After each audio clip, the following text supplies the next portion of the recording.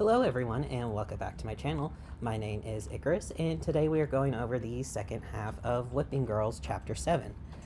My normal disclaimer does not apply so well as we are in the middle of a chapter where I usually try and say I'm coming into each part of this book unbiased.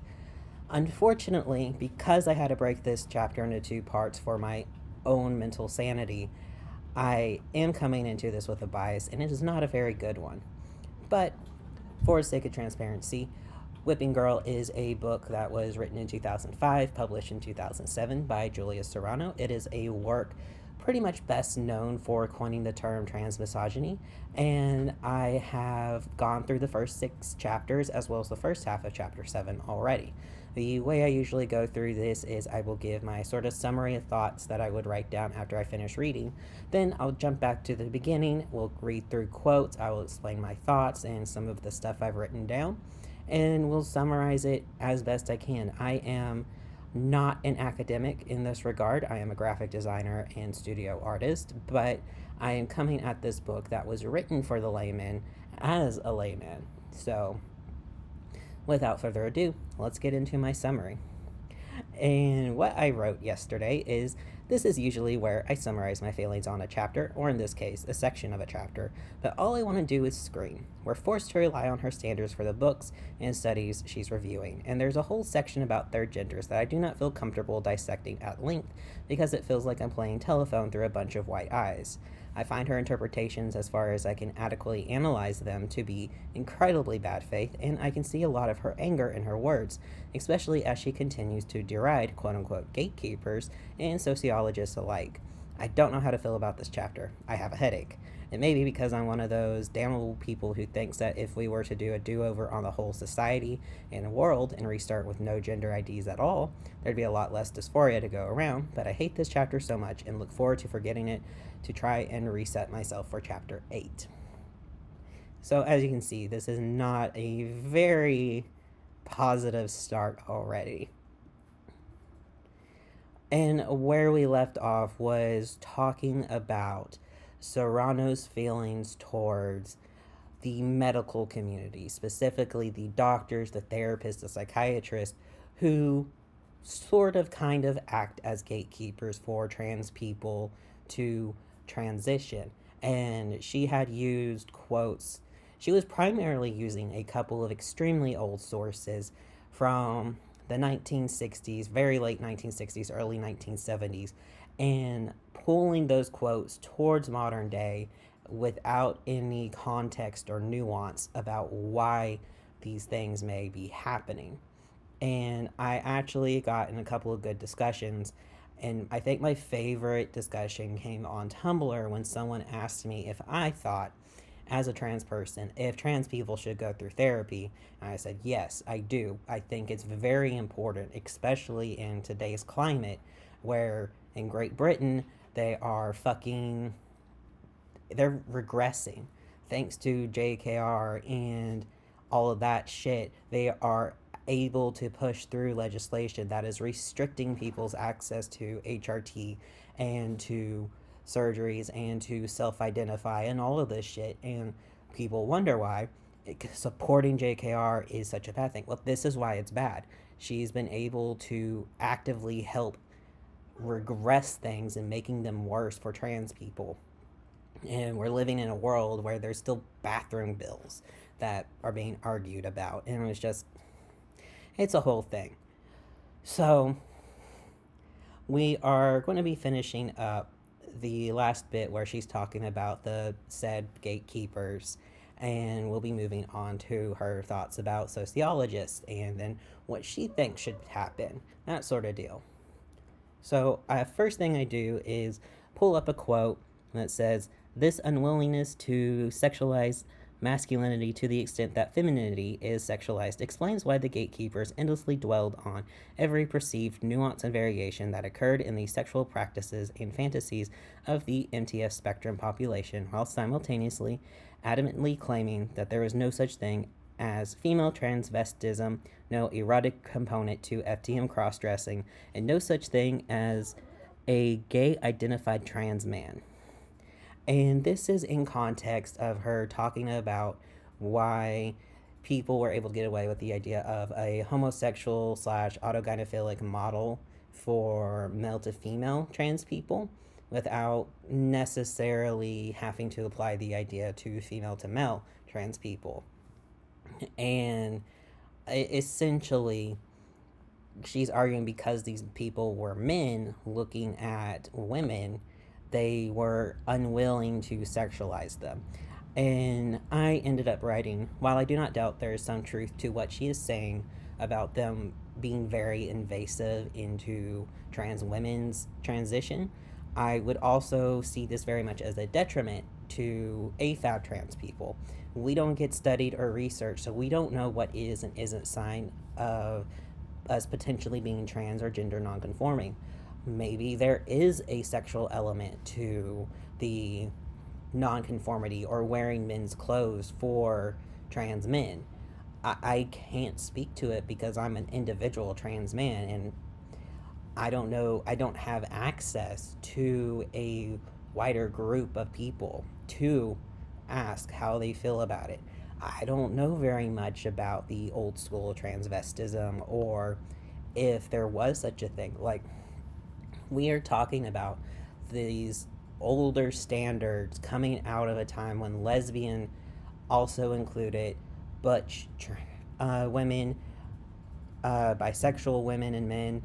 They included gender non-conforming cis seeming people, and it included trans men who would not go as a trans man, but they would dress up as men, insist on being called men, and history calls them gender nonconforming women and lesbians and that sort of thing, because there was all of this research that came after and during the when the Institute of Sexology got burned down by the Nazis, because that happened and kind of destroyed a lot of things.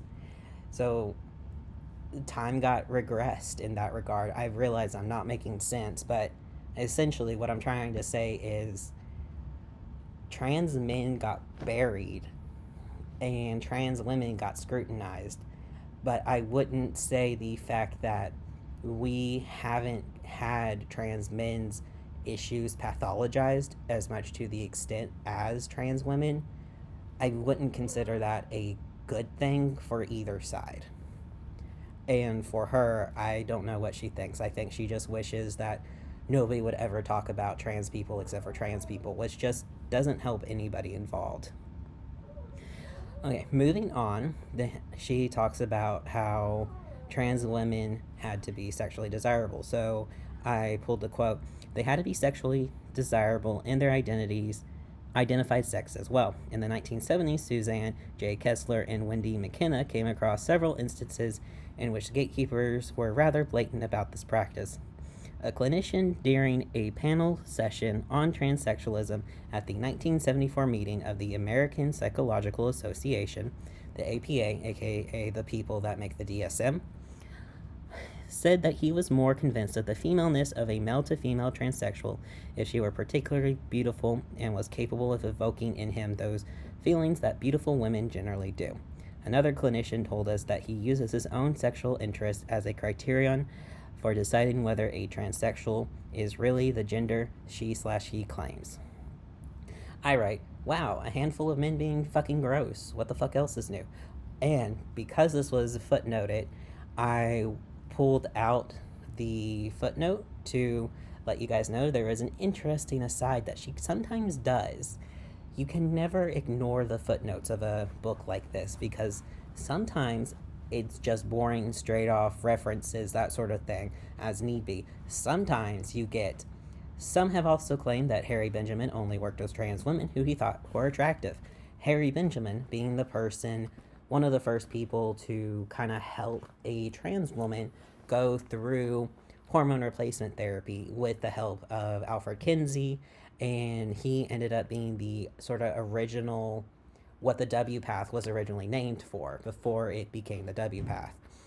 And I try to look up this book, The Riddle of Gender, page 88, but I couldn't find anything. However, it feels weird that when I looked into Harry Benjamin for the last video, I didn't see anything about this.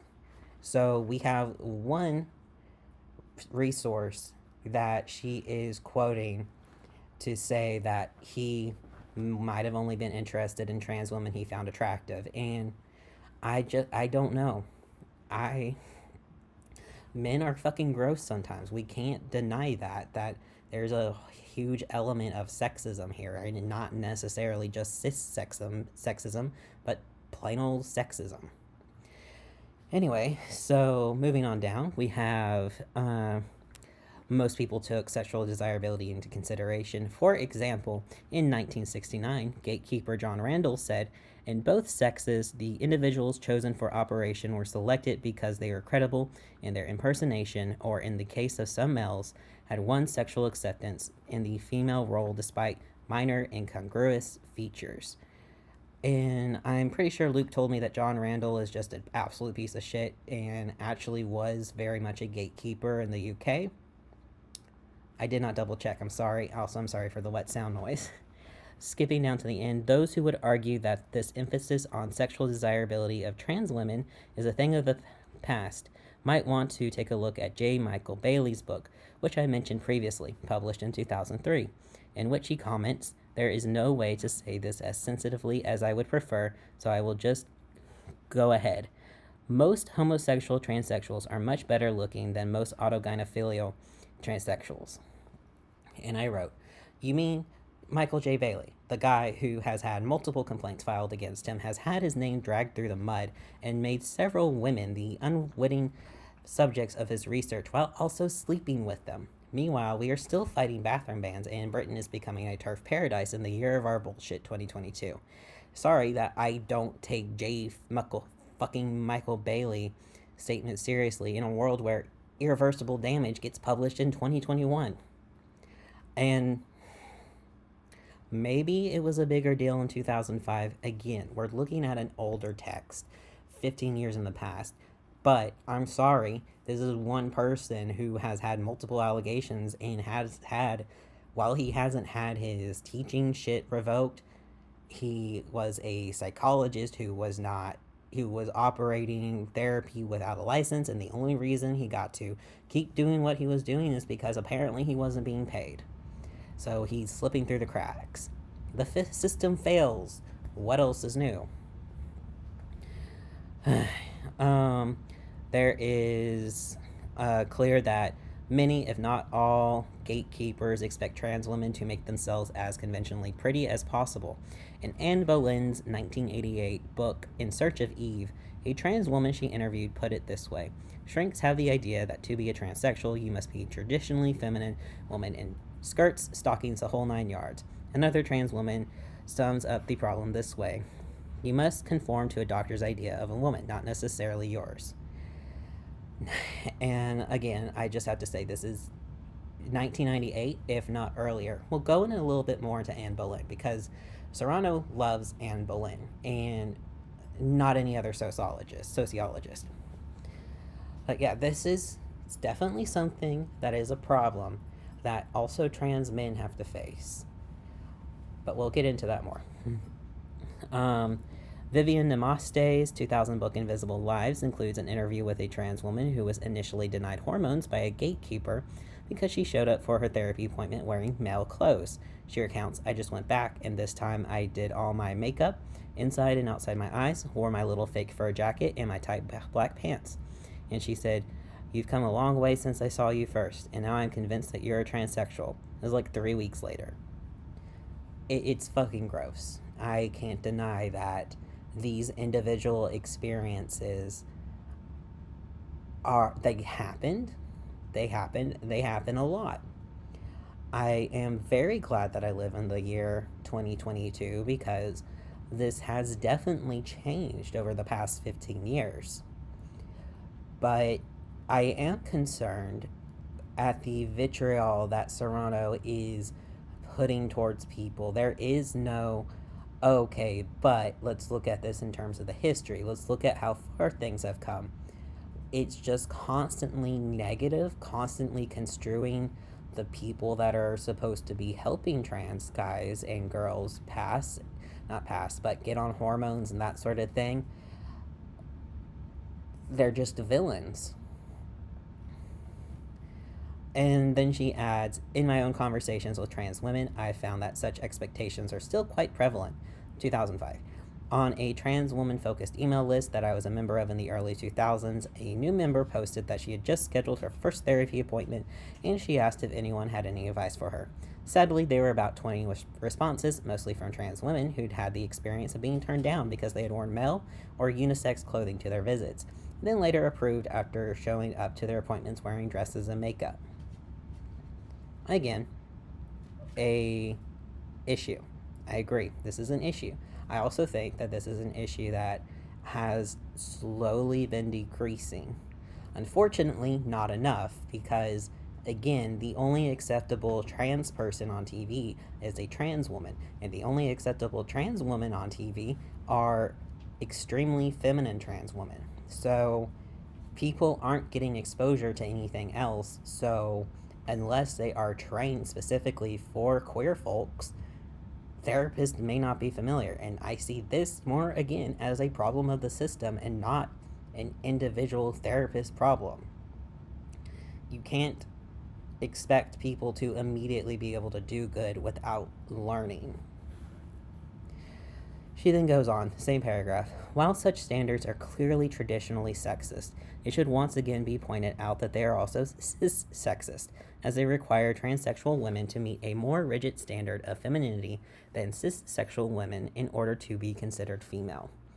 And I did reply to this part. It really, really depends on where the fuck you are. There are some places in the world and in the US, because Serrano and I are both in the US and we're both white people, where these extremely rigid examples of people and of women are held to the nth degree.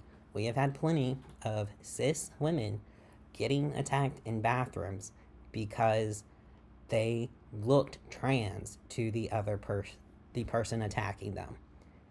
In those moments, they were not TME, they were not trans misogyny exempt, they were trans misogyny affected, because someone thought they were trans and thought that they were protecting women by preventing a woman from peeing. So I disagree with this. It's not just cis-sexist, it's plain old sexist. Going on down, I then highlight, in 1969, Money and co-authors discussed the results of tests that they administered to transsexuals to measure their feminine and masculine tendencies. Pause to point out, in 1969. The authors praised trans men for giving answers that were masculine, but not any more masculine than those than the average cissexual man. I quickly stopped and say, I wonder if they were having to put on an act as well, because that's going to be our point. We'll go on. At no time did the authors consider the possibility that the trans men's unexaggerated masculine responses were made possible by the fact that most gatekeepers, being male themselves, understood that there were more than one way to be a man. Because, of course, Serrano can't stop and think, geez, I wonder if maybe trans men have to pretend sometimes that they are masculine and not feminine. Are there such a thing as a feminine trans man? Do cis men get beat up, bullied, harassed, beaten for dressing up in a feminine way? No, she doesn't care. She does not care about trans men and trans masculine people or gender nonconforming men. She only cares about how this affects trans women. And because she's making it so clear and putting down trans men so much throughout her book, that is why we have people that come up and say, hey, trans women are the most oppressed sex, because she said that herself. This book, Whipping Girl, will tell you all about it. Take a read. Guess what? I'm reading it. She doesn't care about trans men or non-binary identities. She only cares about how things affect trans women, and she does not care about history. She thinks things should be perfect now. I'm so mad. Hi, Nettle. She's come up and is trying to lick my face. All right. evidence to support the idea that trans women hyperfeminine test scores were merely an attempt to appease the traditionally sexist biases of these gatekeepers can be found in Anne Boleyn's 1988 work, In Search of Eve, when Boleyn, who is not a gatekeeper and whose interactions with trans women occurred entirely outside of a clinical setting, administered a similar test. She found that trans women's scores were a lot more varied and closer to the norm of cissexual women. She commented, "The importance of fulfilling caretaker expectations may be the single most important factor responsible for the prevalent medical mental health conceptions of transsexualism." I don't disagree with Miss Boleyn or Serrano in this part. I do think that, and this is actually generally medically and mentally, that it, to be taken seriously about our problems, sometimes we have to follow a script. And a lot of this has roots in the sexist, racist history that we've grown up in.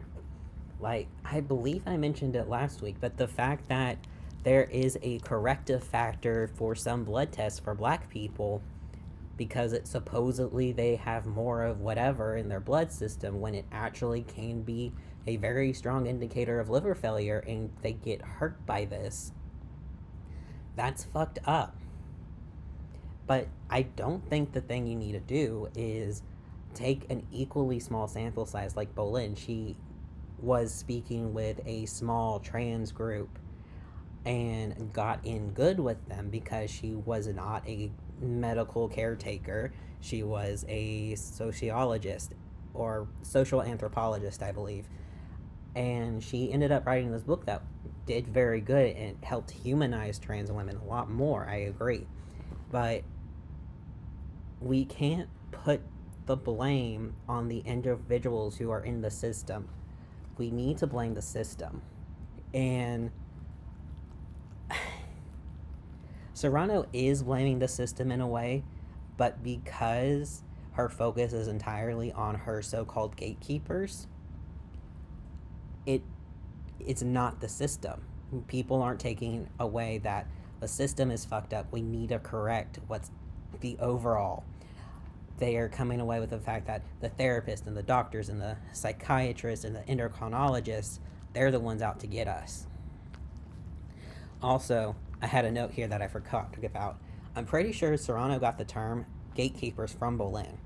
I found a link that I did not save apparently that kind of went through an interview with Anne Boleyn. If I find it, I'll bring it back. And I really don't disagree with Serrano about how trans health started out, that there was a ton of bullshit. Like, people, again, the Institute of Sexology burned down. We'll talk about that a little bit later. Burned down. It was burned by Nazis. Nazis burned it down. But it kind of did a bit of a reset on queer health and research. And Serrano is just completely dismissing the idea that trans men would have to perform masculinity in the same strange way that trans women have to do to pass the tests. That we have disabled people, physically and mentally disabled people, who have to follow the script to get the medicine and care that they need. It's the system. And she continues to cite modern people who defend in even 2005 outdated terminology. Like, in her stuff, I've seen it repeatedly, I've talked about it before, where she is bringing up this book over and over again that defended Blanchard's autogynephilia transsexual women. And even in 2005, it was considered outdated. People were trashing on that book in 2004. That's why she keeps trashing on it. It's an easy target. Okay. So, next paragraph, and this is going to be the last thing on the psychiatrist and medical gatekeepers thing.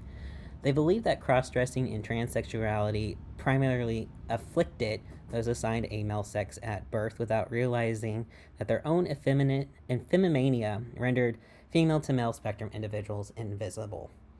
And from everything else we've read through the past 6.5 chapters, I really think that she sees that as a benefit to trans men. I think any time that she says it's not good for them, is just kind of lip service, and we'll see more lip service towards the end of the chapter. So the next section, the last section, I think, kind of, critiquing the critics. We're going to go into academia, sociology. And she writes, unlike the gatekeepers who have often expressed consternation and condemnation for those transsexuals who fail to live up to society's traditional and oppositional sexist expectations regarding gender, many academics have had the reciprocal concern, namely that transsexuals work too hard to achieve gender normalcy. Because academics in the fields of sociology and gender studies have been disposed towards seeking out the societal causes of transsexuality, they have tended to overlook or dismiss the possibility that intrinsic inclinations, i.e., subconscious sex, drive trans people towards transitioning. Framing the issue this way has ensured that transsexuality can only be understood as a form of false consciousness, and that transsexuals themselves can only be conceptualized in one of two ways: as dupes, who are misled into transitioning by gatekeepers, or as fakes, who are so distressed by their own exceptional gender expressions and or sexual orientations that they are willing to go to extreme lengths of surgically altering their bodies and unquestionably embracing sexist ideals in order to fit into straight mainstream society. I literally wrote, I want to stop reading. And I think this is the last note I wrote, and I was just highlighting things that I thought would be important to cover. Because here's a pet theory of mine, and it's going to come up a few times. I believe if we were able to completely restart society and have no gender identification whatsoever, absolutely none. There's no male, there's no female, there are some people that have penises, some people that have vaginas, some people that have a mixture of both, and there is no terms at all to describe any of it. I think we would see a lot less gender dysphoria. Would we completely eliminate it? No, we would not. There would still be people that are not happy in their own bodies, that want to go through hormone replacement therapy or affirmation surgery to change their bodies to fit how they want to be. But cis people also experience body dysphoria. That is why I believe gender dysphoria, as it stands, would still exist in some capacity as a bodily disconnect from your own meat and bones. But I think, and this has come to my understanding of the idea of trans people who don't experience dysphoria, because I did not understand that at first. It took me a couple of years to realize not all trans people hate their bodies as much as I hate mine. That there are some people who hate their bodies more than me, but there are also people that love their bodies but still don't connect with the gender that they were assigned with at birth. I think that the existence of non-dysphoric trans people really lends to the idea that sometimes gender dysphoria is just a disconnect with society's standards of what should be in your pants and how your role should be. So this is where I'm coming into this chapter, where she starts talking about dupes and fakes of people being tricked or feeling so distressed that they have to fake it to make it into cis-sexist societies. It really makes me wonder how she feels about the fact that there's still a ton of trans people who want nothing more than to go stealth, never be outed, be totally fine, live their lives. I feel like she does not like those people. Just my feeling from how she treated Trans America and how she has talked throughout the last few chapters, how she talks about non-binary people, all of that stuff. I just went on a diatribe, I'm sorry. Okay, going back to actually quoting. While sociological models of transsexuality and transgenderism have not had as direct an impact on the lives of trans people as sexological models have, both models foster the false impression that cissexual experts, whether academic or clinical, are capable of understanding transsexuality better than transsexuals themselves, an idea that is as problematic as suggesting that male experts can understand womanhood better than women, or that heterosexual experts can understand homosexuality better than gays and lesbians. I don't know how I'm supposed to read this, especially because there's some. She basically becomes a tertiary supporting document to some stuff that I'm not comfortable going into because it goes over indigenous identities in the Mojave tribes, and I don't know, because I'm a white person reading a white woman's work that's reading a white man's work that talked to the Mojave people, and I don't have access to his work. I don't have access to the original conversations. So there's a whole lot, but God, she is writing this book as an authority, yeah? And we can agree on that. We can agree that this book has basically been used to change the conversation around trans women. I mean, it coined the term trans misogyny. It tried to coin other terms as to, like, the effemania of thing. I don't know. I can't say it. But it is true that a cisgender person may not fully understand the full transgender experience, but being trans is inherently a very individual thing, just like how asexuality is very individual to each person, and that's why it can be so hard to explain asexuality to another asexual person or to an allosexual person. Like, there's huge things, but it doesn't mean that the people who spend their time and energy researching this are wrong. Moving down. One of the most prevalent academic misconceptions regarding transsexuality is that gatekeepers actively promote the use of sex reassignment and prey on gender-variant people, enticing them with the promise of assimilating them into normal women and men. One of the more influential research articles espousing this view was written by sociologists Dwight B. Billings and Thomas Urban in 1982, in which they claimed that transsexualism is a socially constructed reality which only exists in and through medical practice. 1982. This is being written in 2005. Transsexual therapy pushes patients towards an alluring world of artificial vaginas and penises, rather than toward self-understanding and sexual politics. Janice G. Raymond has a similar view in her 1979 book, The Transsexual Empire, discussed previously in Chapter 2. She describes sex reassignment as a male interventionist technology in which transsexuals surrender themselves to therapists and technicians. She goes on to suggest that trans people would be better off if they were counseled using the same consciousness-raising methods that she experienced in the feminist movement.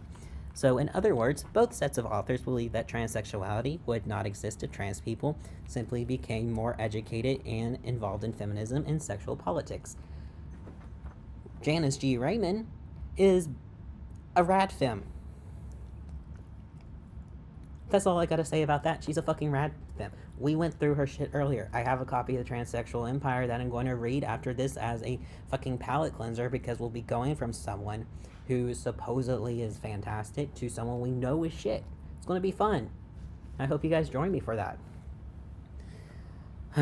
So, she then goes on to say, their rationale is that transsexuality has become socially acceptable, a rather outrageous claim considering they were writing in the late 1970s and early 1980s, respectively. So she calls out to herself, yeah, these are older writings. And she also talks about how trans people have existed for a while. In fact, many of the original gatekeepers, including Harry Benjamin, only discovered the existence of transsexuality after trans people approached them about the possibilities of physically transitioning. And many of the earliest transsexuals, such as Christine Jorgensen, the first transsexual to gain mainstream attention, and Agnes, who is discussed more in detail in Chapter 9, look forward to that, self-administered hormones prior to consulting with doctors about their desire to physically transition. Indeed, the gatekeepers didn't invent sex reassignment, but were dragged into it kicking and screaming. And the fact that the gatekeepers almost universally favored strict restrictions that greatly reduced the number of people undergoing sex reassignment clearly indicates they were, at best, reluctant advocates. This is where I highlight the Institute of Sexology, because I was reading this and I remembered it. I remember this a lot because I actually did an art piece partially inspired by it in Stonewall, because the Institute of Sexology had a lot of queer, trans, gay research, and the Nazis burned it down in their tirade against anything that wasn't the status quo, what they wanted. And it's why they blamed the Jews, the Jewish people, for all of the shit that was going on. They made them the scapegoats. And then when that wasn't enough, and they needed to make good German citizens that were Christian and straight and attractive and not physically or mentally ill, they started locking them up. They destroyed so many Jewish texts, and they burned down the Institute of Sexology. There were so many little tragedies that happened in World War II alongside the genociding of an entire people, to the point where families were eliminated, family trees were wiped out. And I really wonder how the world would be different if that never happened. How much further would queer rights be? How much further would Jewish rights be?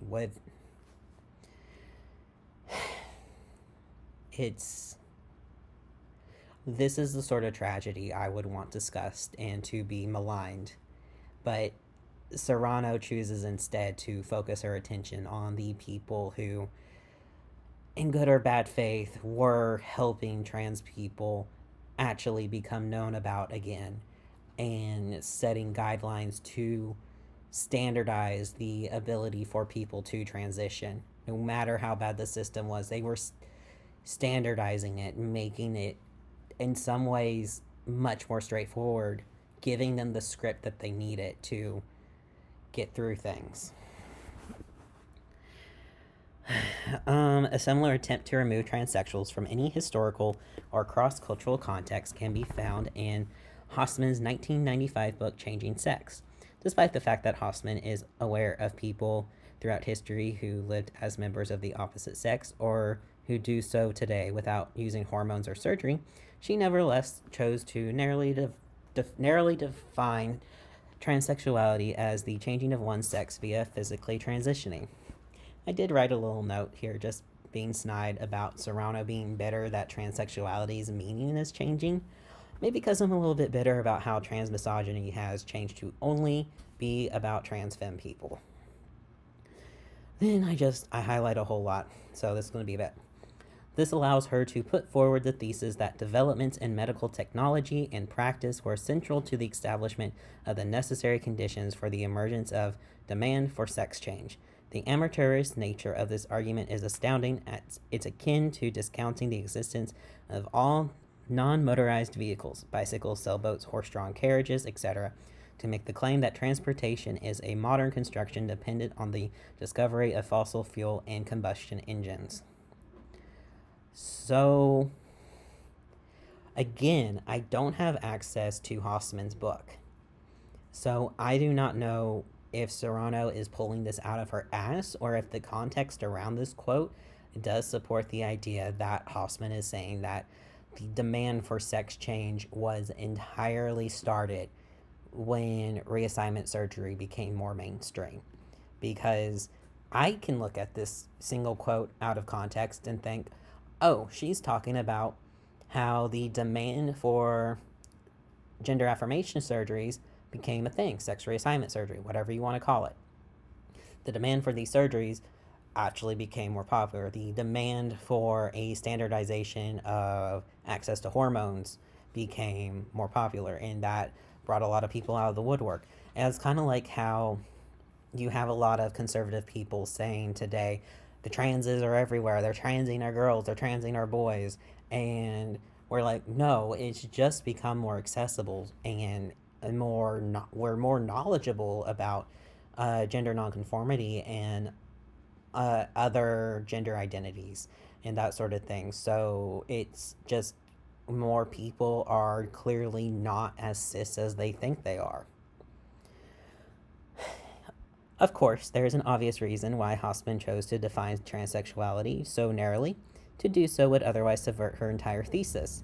After all, if she were to acknowledge that trans people have existed in varied cultures and throughout history, her readers might view transsexuality as part of a natural rather than cultural specific phenomenon, and thus understand that trans people's desires to live in their identified sex as being primarily driven by their own intrinsic inclinations rather than by social forces. Again, we're having to take her word that that's what Hoffman is saying because I don't have access, and the only thing we can do is try and take her word for it. From such a perspective, one would be inclined to see sex reassignments as a modern option for trans people, similar to how recent advances in medicine now enable cissexual women and men to undergo similar procedures, such as hormone replacement therapy, breast or penis enhancement or reconstruction, and infertility treatments. I mean, it kind of is a modern option for trans people.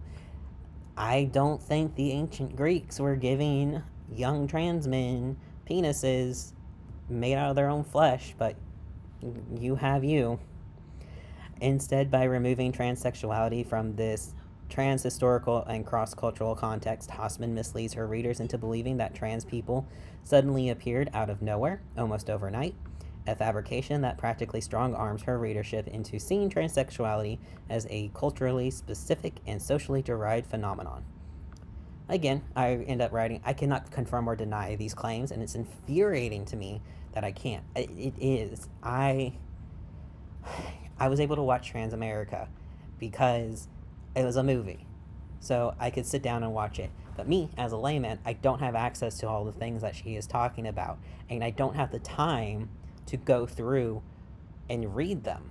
Because for me, I would at least need the entire chapters that she's referencing to make sure I understand the context. Maybe more, maybe less. It depends on how the person writes. And I'm taking a giant grain of salt with everything because of how she depicted Trans America versus how it presented to me versus how it presented to people who reviewed the movie when it came out. And when I'm reading this, she sounds so angry and bitter at the idea that transgender identities could be socially derived. I disagree with the idea that she's putting forth, or I don't disagree with the idea she's putting forth that it's a recent thing. I don't disagree with that. It's not recent. But some of these medical procedures are extremely new in the grand scheme of things. It is something that should be rejoiced that people have access to, that they can feel more comfortable in their bodies because things have progressed to such a point that we can do this. But I don't know the context of what Hoffman is saying. We are jumping down a bit. These very same mistakes are regularly made by anthropologists who focus on what are sometimes called third, multiple, or alternate genders, categories designed to describe people who are viewed by their culture as being not quite male and not quite female. Because these groups appear to exist outside the gender binary and blur distinctions between what Westerners would call transsexuality, homosexuality, and transgenderism, they are subjects of interest among academics who believe that gender is primarily socially constructed. So we're going to talk about Sarana Nanda, who studied Indian Hejiras. For the most part, Nanda remains respectful and refrains from placing value judgments on the cultures and gender variant people she describes. That is until she gets to the chapter titled Transsexualism. Here she seems to go into diatribe mode, describing transsexuals as a medical invention who are shaped by Western doctors and psychologists' stereotyped view of gender. As if this entire book isn't diatribe mode, but we go on. Nanda goes on to make the broader point that transsexuals, far from being an example of gender diversity, both reflected and reinforced the Euro-American sex-gender ideology in which one had to choose to be either a man or a stereotypical woman. For Nanda to make this sort of blanket generalization when there are countless examples of transsexuals who were involved in the early days of the gay rights and lesbian feminist movements, or who are at the forefront of today's transgender and genderqueer movements, suggests that either she is completely ignorant of the existence of any transsexuals who do not fit her stereotype, or she purposely ignores or discounts them in order to create the false impression that all transsexuals are stamped from the same medical establishment cookie cutter. I'm going to be honest, I'm including this sort to show you again how Serrano is taking someone's work and expecting us just to agree with her interpretation of it, as well as to be like, yeah, it feels a bit hypocritical to be hearing this when your entire book is basically taking your experiences and your limited experiences with other trans women and maybe one or two trans men and blanket statement for everyone that women are the most oppressed, trans women are the most oppressed sex. I'm going to keep bringing up that. I'm going to keep bringing up the fact that she said non-binary people are only partially expressing their subconscious sex. I'm going to keep bringing that up because it's important. And then I'm skipping over everything about the Mojave identities. And I actually talked about this with Breyer, because Breyer, who has a psych degree, had to write papers using sociology and talking about stuff not exactly like this, but knows how to write papers using sources. And the fact that Serrano is very heavily using secondary sources throughout a lot of this, or really outdated sources for this entire chapter, especially, it's like a book report that is covered entirely by secondhand experiences, tertiary experiences, outdated information. Breyer would have failed if they turned in this as a paper. And I'm saying this is a tertiary source. Serrano is a tertiary source for me for the Mojave, because I'm a white person, college educated, lower middle class probably, I think, reading this from a college educated, upper middle class white woman who is reading this conversations that a college educated, probably upper middle class white man had with Mojave individuals. And there's a lot of stuff in it about how the writer Roscoe was not respecting people's pronouns. I can't speak on it because I don't have access to Roscoe. I don't have access to the original conversations, and I'm white, so I can't say what is and what isn't good. All I can say is I cannot touch this section because I do not have the time to go hunt down Roscoe's work and then go find information about these Mojave identities that are being talked about and discussed, and try and find primary resources to learn from. If I was more of an academic, I would, but I'm a layman. I'm supposed to just be taking what she's saying seriously, and I can't because she is so angry about everything. She says, furthermore, as a Western transsexual, I might identify squarely within the male-female gender binary if I want to, but once other people discover my transsexual status, they usually start slipping up on pronouns and referring to me as a MTF, boy-girl, she-he, or she-male. The she-he is the S-E and then she-he. In other words, people try to third gender me. I have feelings about that I can't quite articulate at this moment.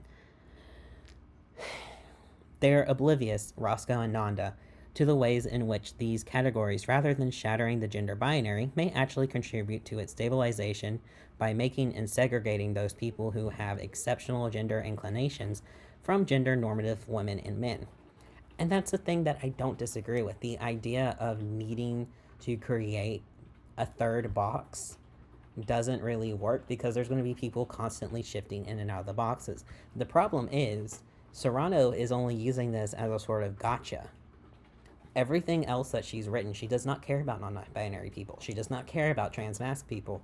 She cares about trans women and trans women's rights and not having to be hyper feminine. That's all she cares about. I'm making a weird hand motion. Okay, going on. So long as third genders are composed only of male-bodied people with feminine qualities and female-bodied people with masculine qualities, it is hard for me to see such designations as anything other than oppositional sexist attempts by society to marginalize gender-variant people. That just bothers me because there are people who identify as third gender that she's just denouncing them now. Just like how I can look at her and be like, well, clearly your experiences with gender are shaped by the society that you're formed in and by your own biology. Maybe if we were in a genderless world, you would have still had HRT and transitioned into a more feminine figure, but maybe you wouldn't have.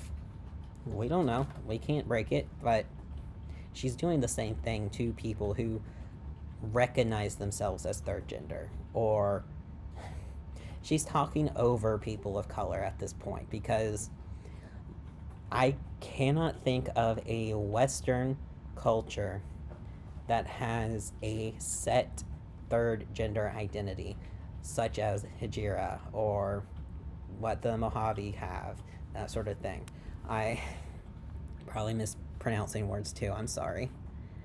The implication that transsexuals transition in order to hide their exceptional gender expression and or sexual orientation is only made possible by the social constructionist practice of dumbing down gender to exclude subconscious sex.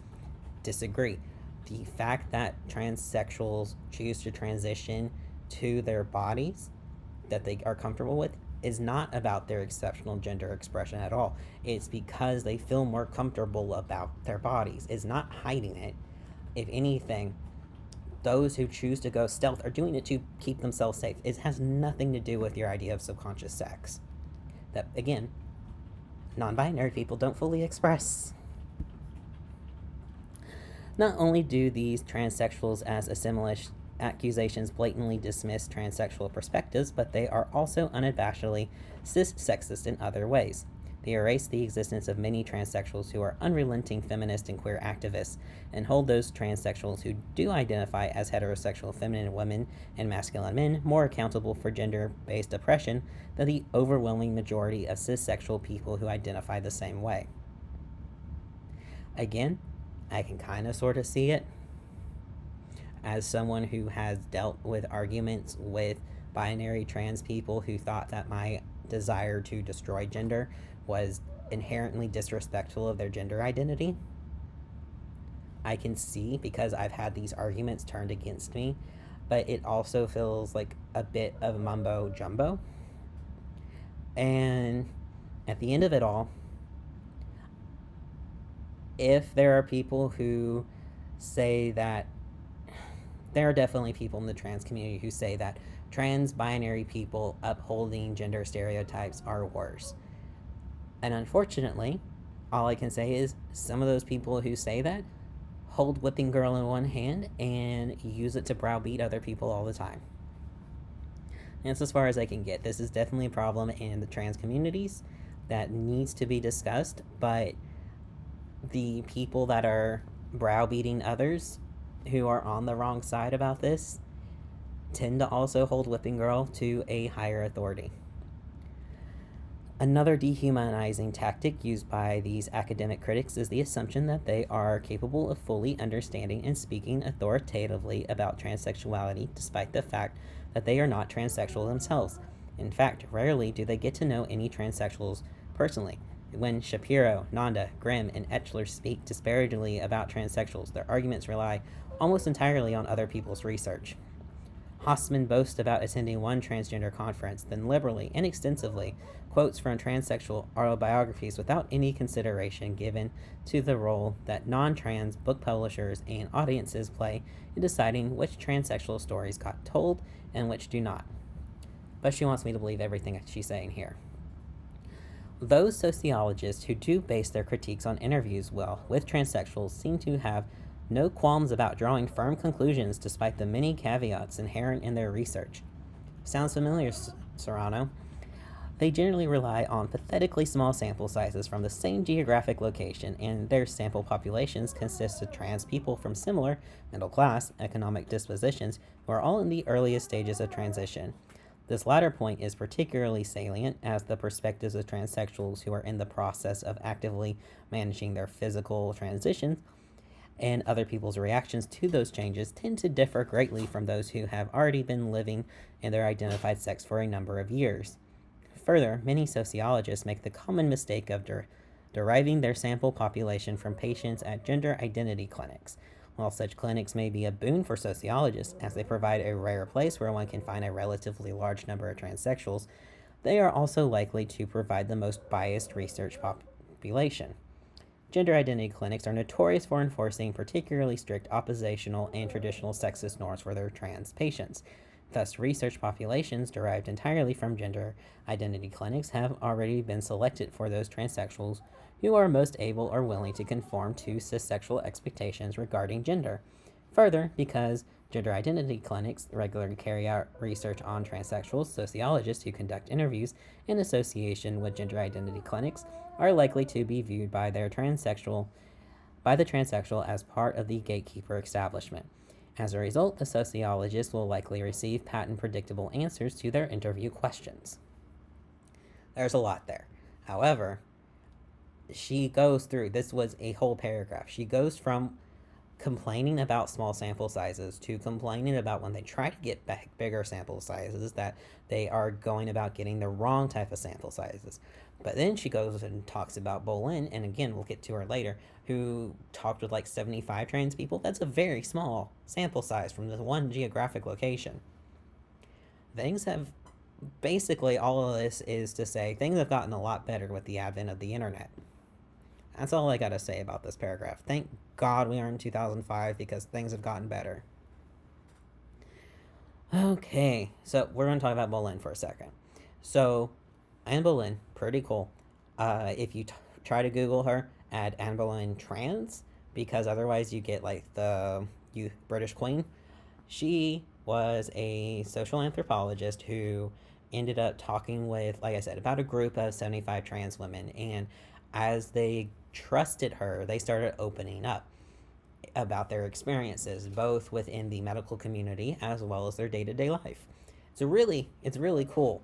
I really like this. I want to read her book at some point because it sounds like it's going to be a really good look into how people were transitioning at the time. And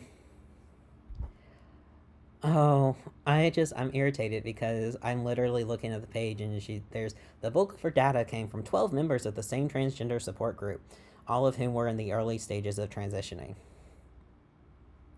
And then I highlight, contrary to the stereotypes of transsexuals as hyperfeminine, reveling in traditional notions of womanhood to a greater extent than the genetic woman, the transsexuals in this population were not admirers of stereotypical womanhood. They were keenly aware of the feminist movement, wanted careers as well as someone to share their lives with, and represented styles of dressing as diverse as the female population emulated. So, sample size of 12. Complains about the sample sizes being too small from the same geographic location, from people who are only early in transitioning. Proceeds to love on Anne Boleyn, and I'm not saying don't love on her work. And then also, this was published in 1988, so the whole keenly aware of feminist movement, wanted careers as well as someone to share their lives with, etc. It's very telling of the time. The fact that women wanted careers was a huge thing. It was big. It was still a really big change that was just starting to become more normal. And she's using this as her example in 2005 when it has become way more normal for women to have careers. In fact, at the time, we were steadily getting more and more to a point where no one could support a household on a single working person's income. She's using this as her positive. If more academics would actually get to know transsexuals as people rather than as mere research subjects, they would find out the assumption that we transition in order to fit in the gender binary has virtually no relevance in most transsexuals' lives. For many of us, the decision to transition comes after years of successfully passing as normal members of our assigned sex. For us, transitioning entails the complete antithesis of trying to fit in. Those of us who are attracted to members of our identified sex transition despite the fact that we will no longer be considered heterosexual. The variation in our gender expression ensures that some of us will be considered somewhat masculine women or feminine men after our transitions. And all transsexuals run the risk of being able to physically pass, in the short term or the long term, and our identified sex upon transitioning. I have a lot of feelings about this paragraph, and most of them comes as I feel like she is once again putting her experiences on her gender journey and her sexual changes onto the whole, because there's no footnotes in this paragraph, and there is just the fact that she's saying that many people choose to transition because it's the complete opposite of trying to fit in. And I know that I'm biased, but I've seen so many trans mask accounts on Reddit and Tumblr talking about the moment that they're able to successfully pass, like most of the time, they're going to do it. They're never going to come out. Some of them want to change cities. Maybe the reason she hated Transamerica so much wasn't because the main character was performing hyperfemininity, but because she wanted to just be a woman and wanted nothing to do with her past. And Serrano clearly does not understand that there are a substantial number of people that don't want to deal with their former selves. There's a reason why the popular terminology is dead name. Perhaps the most condescending aspect of the transsexual as assimilationist argument is that it presumes that transsexuals are accepted by society more than cissexuals who are queer in other ways, i.e., because of their gender expression or sexual orientation. This is most certainly not the case. As someone who has spent a chunk of her life as a relatively out male crossdresser and later as an androgynous bigendered boy, I have found that most people, on average, were extraordinarily more tolerant of and comfortable with my gender status back then than they are now when I tell them I'm transsexual. And she did do a footnote about how trans are not as accepted as other queer people, but this reeks of trying to turn the queer community against themselves, and considering how this book has been used to turn against trans men, geez, I can wonder why. Not only is sex reassignment just about the most stigmatized medical procedure that exists in our society, but transsexuals themselves are rarely accepted culturally and legally as a legitimate men or women. It is safe to say that lesbians and gay men are far more accepted and respected by the straight mainstream than transsexuals are. Thus, the idea that a trans person would transition in order to conform to heterosexist gender norms is nothing more than an illogical and disrespectful farce. Again, there is a lot to unpack here that I'm not going to go into too much, but I will say sex reassignment surgery is about as stigmatized as plastic surgery. In some cases, yeah, I can see it being more, but I've seen a lot of plastic surgery generally being stigmatized a hell of a lot more. Look at how the world treats female celebrities, for example. If they get a nose job, everyone's got to know about it. And talking about lesbians and gay men being more accepted. Depends on where you are. And there's no mention, of course, about bisexual people, because we wouldn't want to touch on that whole minefield, now would we? It seems to me that the entire debate in academia over whether transsexuals are radical or conservative with regards to gender is founded on cissexual privilege. Because these scholars have not had to live a life with the reality of gender dissonance, they are afforded the luxury of intellectualizing away subconscious sex, thus allowing them to project their own interest or biases onto trans people. Not surprisingly, the research's academic background seem to be the primary determinant as to what explanations for transsexuality they will posit. being that Harry Benjamin, who was trained as an endocrinologist, believed that transsexuality was caused by fetal hormone levels, and Richard Green, Robert Stoller, and John Money, all trained in psychology, looked to relationships with parents and/or events that occurred during one's formative years as its primary cause. It is not surprising that social scientists generally argue that transsexuality is the result of societal gender norms. Lesbian and gay scholars claim it is the result of heterosexism, feminists blame it on patriarchy, and post-structuralists simply deconstruct it to non-existence. That ends this section. There's one more. It's kind of like the ending thing, but her talking about intellectualizing away subconscious sex just makes me want to be like, you're intellectualizing away choice. I don't know how to explain that, but the fact that she's put so many of her eggs in the basket of transsexuality is formed by subconscious sex, and the fact that she says non-binary identities are a result of partially expressing one's subconscious sex, I can't take this as a fact. I just cannot. So the last section is moving beyond cis-sexist models of transsexuality, and I highlight a lot in the middle and a bit at the end. If sexologists were truly interested in transsexuals' mental and physical well-being, they would not try to micromanage our transitions, but rather focus their energies on correcting the huge disparity that exists between cis-sexual and transsexual access to gender-related healthcare. It is the gatekeepers' failure to adequately advocate on behalf of their trans patients that has allowed U.S. insurance companies, which regularly cover cis-sexual hormone replacement therapy, genital and breast reconstruction, and procedures to enhance or enable cis-sexual fertility and sexuality, to get away with denying coverage for similar treatments for transsexuals. Highlighted this to comment on. This is where we see she's blaming the individuals for the way that society works. However, she's failing to blame the game. Society, capitalism, insurance companies, we should have all of this shit covered under a single pane healthcare system. Healthcare should be a right, not a privilege. But because it's a privilege, the insurance companies get to decide what is and isn't covered. Yay. So she's blaming the individuals for the system, and that's just not okay with me. The popular stereotype that transsexuals are crazy, that our identified genders are merely the product of overactive imaginations and are not taken seriously, is also the result of the same medically and psychiatrically sanctioned double standard.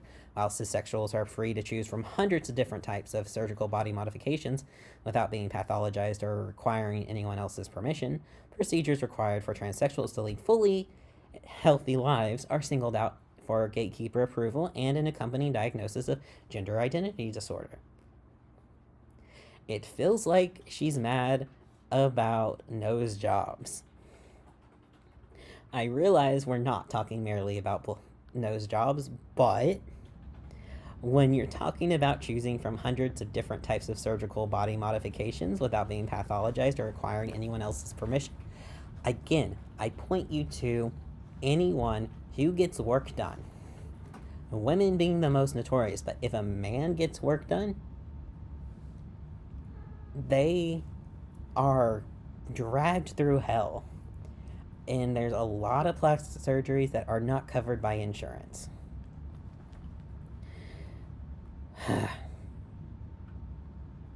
So she's angry about nose jobs. I keep saying blowjobs. I'm sorry.